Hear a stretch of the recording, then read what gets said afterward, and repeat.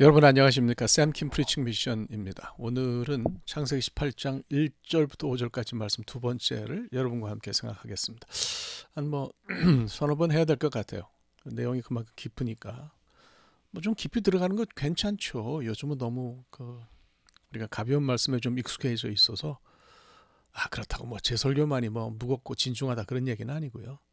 하여튼 나름대로 좀 본문을 좀 깊이 들어가서 그것을 쉽게 이해해 보려고 그렇게 늘 생각을 하죠. 오늘 본문 읽지 않겠고요. 말씀의 제목은 마음을 굽히라입니다. 지난 주일엔 예배가 뭔지 생각을 같이 했습니다. 예배가 뭐냐? 예배라는 것은 하나님과의 만남이다. 이런 말씀을 드렸어요. 그래서 오늘은 우리가 하나님을 만나서 해야 할 것이 뭐냐? 뭘 어떻게 해야 되냐? 이것을 이제 함께 생각해 보려고 합니다. 오늘 1월 26일 주일인데요. 같이 말씀을 생각하기를 원합니다.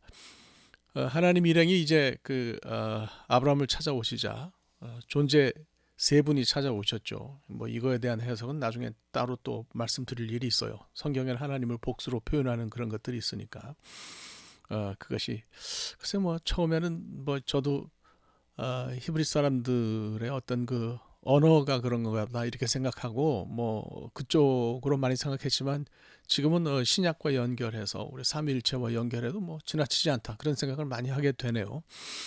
어쨌거나 이제 하나님 일행이 아브라함을 찾아오셨어요. 아브라함이 몸을 굽혀서 하나님을 맞았습니다. 2절 보면 그렇게 되어 있죠. 아브라함은 최선을 다했어요. 최선을 다해야 하니까 우선 하나님을 맞을 때 허리를 굽혀서 하나님을 맞았어요. 그러니까 이제 하나님도 아브라함을 향해서 마음을 여는 그런 모습을 보여주시는 것을 우리가 본문을 통해서 발견합니다. 본문 표현대로라면 그날은 굉장히 기온이 높고 뜨거웠습니다. 하기는 제가 이스라엘 가봤을 때 기억을 되살리면 건기의 팔레스틴 광야라는 것은 물 한 방울이 소중할 정도로 아주 건조하고 뜨겁습니다. 그래서 광야 체험을 하게 되면 왜 예수님이 자기 자신을 물로 생수로 표현하셨는지를 체득할 수가 있죠.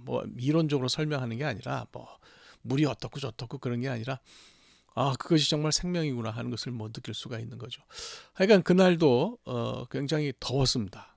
근데 그 한낮의 열기를 헤치고 하나님께서 마므레 수풀에 사는 아브라함을 찾아오셨어요. 만남의 시작을 하나님이 만드셨다는 그런 얘기겠죠. 하나님이 먼저 몸을 굽혀서 아브라함을 찾으셨다 이렇게 해도 해석할 수 있을 것 같습니다. 그렇게 하지 않으셨다면 그날의 만남은 가능하지 않았을 것 같아요. 베스터만이 이제 그런 얘기를 했다고 제가 지난주 언급을 했습니다. 기독교의 하나님, 이 부분이 참 감동적인데요. 기독교의 하나님은 인간이 빌고 빌어야만 얼굴을 빼끔 조금 이렇게 보여주시는 내미는 그런 분이 아닙니다. 하나님이 사람을 만나겠다고 스스로 결정하시고 먼저 찾아오세요. 저는 이것이 은혜이고요. 이것이 정말 감동할 만한 부분이라고 생각합니다. 그러니까 아브라함이 하나님을 만날 때 몸을 굽히는 것은 당연한 거죠. 그래서 하나님은 오늘 우리의 삶에도 찾아오십니다. 이분이 오시면 영접하는 것이 당연하죠. 아브라함은 눈에 보이는 하나님을 향해서 몸을 굽힘으로써 환대를 표현했는데 오늘날 우리는 눈으로 하나님을 볼 수 없잖아요. 눈에 보이지 않는 하나님을 향해서 몸을 굽히는 것은 가능한 일이 아니죠. 그럼 오늘날 우리에게는 아브라함이 몸을 굽힌 것에 해당하는 뭔가 다른 영접의 행위를 만들어내야 하는 그런 숙제가 우리에게 있다고 저는 생각합니다. 생각해보면 굽힐 수 있는 것이 몸만 있는 것은 아니죠. 마음을 숙이는 것도 마음을 굽히는 것도 이런 굽힘에 해당하죠. 사실 몸은 마음이 시키는 대로 하는 거 아니겠어요? 마음이 먼저 굽혀지면 몸이 굽혀지는 거죠. 그래서 마음을 굽히는 것이 먼저예요. 마음을 굽히는 것은 하나님에게로 내 마음이 접혀서 넘어가는 거예요. 다른 말로 바꿔서 이해를 하자면 하나님을 나의 주인으로, 나의 아도나이로, 나의 롤드로, 나의 주인으로 인정하고 삶의 주권을 그분에게 드리는 것을 의미합니다. 히브리 사람들은 이제 옛날에 고대 히브리 사람들은 성경을 읽다가 하나님의 이름이 나오면 그것을 차마 소리 내어서 읽지를 못했어요. 하나님 이름을 너무 거룩하게 생각했기 때문에 그래요. 우리가 이제 그 하나님의 이름을 흔히 신명사문자라고 그러죠. 테트라그람마톤이라고 영어로는 그렇게 얘기를 전문 용어로 그렇게 얘기를 하는데 이게 하나님 이름이 네 개의 철자로 구성되어 있거든요.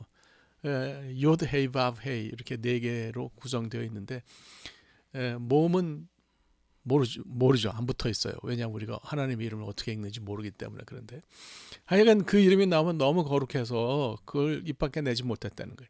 심지어 성경을 베끼는 필사자들은 신명사문자가 나오면 하나님 이름이 나오면 글자 하나를 쓰기 전에 먼저 몸을 씻어야 됐어요.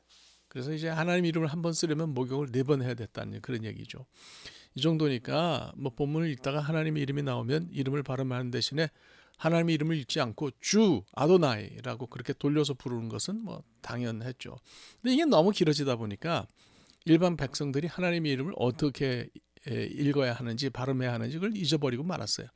하나님의 이름을 발음하는 전승은 대제사장 가문에만 전해져 내려온다. 이런 비밀이다. 이렇게 이야기들을 하는데 세월이 한참 흐른 뒤에는 네 개의 자음을 읽는 지식 자체가 사라져버리고 말았어요. 그래서 오늘날 유대인들은 하나님의 이름 상실을 있는 그대로 받아들입니다. 성경을 읽다가 하나님 이름이 나오면 그냥 주를 뜻하는 주인을 뜻하는 아도나이로 읽든지 아니면 자음을 그대로 발음해서 요데이밥헤이라고 그렇게 읽습니다. 신명사문자를 여호와로 발음하도록 붙여진 모음은 진짜가 아닙니다. 아도나이의 모음을 빌려서 거기에 붙인 것이 그 신명사문자에 붙인 것이 여호와로 발음이 되는 거죠. 그러니까 하나님의 이름을 제대로 읽을 수가 없으니까 신명사문자가 성경에 나오면 아도나이라고 읽으라고 권하는 모음이라고 그렇게 생각하면 되지 않겠나 싶습니다. 그러니까 성경을 읽으면서 많은 기독교인들이 하나님의 이름을 감히 여호와로 틀리게 발음합니다. 우리가 하나님을 잘못된 이름인 여호와로 읽을 때마다 하나님 어떻게 생각하실지 궁금합니다. 전 세계 하나님의 이름을 여호와로 발음하면서도 태어난 사람들은 한국 기독교인 아니면 여호와의 증인들밖에는 없어요. 그러니까 저는 여호와라고 성경에 되어 있어도 이건 틀린 발음인데 늘 그런 생각을 지울 수가 없어요.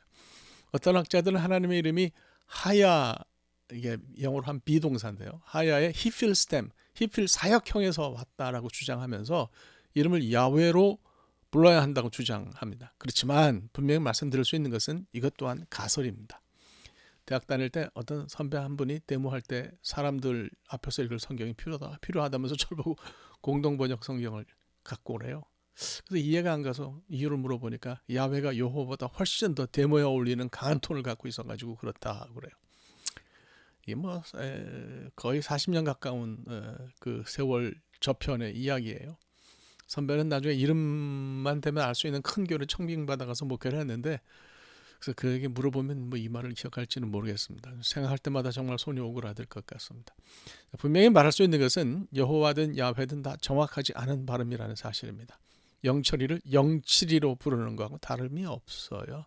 그래서 이건 신성모독이죠. 성경을 읽을 때마다 참 죄송스러운 마음이 들어서 개탄스럽습니다. 그래서 저는 될 수 있으면 제가 글을 쓸 때는 하나님이라는 표현을 쓰든지 주라는 표현을 쓰려고 애쓰고 노력합니다. 그래서 이제 새롭게 앞으로 한글 성경을 번역하게 되면 이런 문제를 좀 심도 있게 의논해야 하리라고 생각합니다. 하기는 하나님 이름을 제대로 알아서 함부로 그걸 부르는 세태가 되면 그건 또 어떨까 싶어서 당혹스럽기도 합니다. 그게 사실은 더 곤란해요.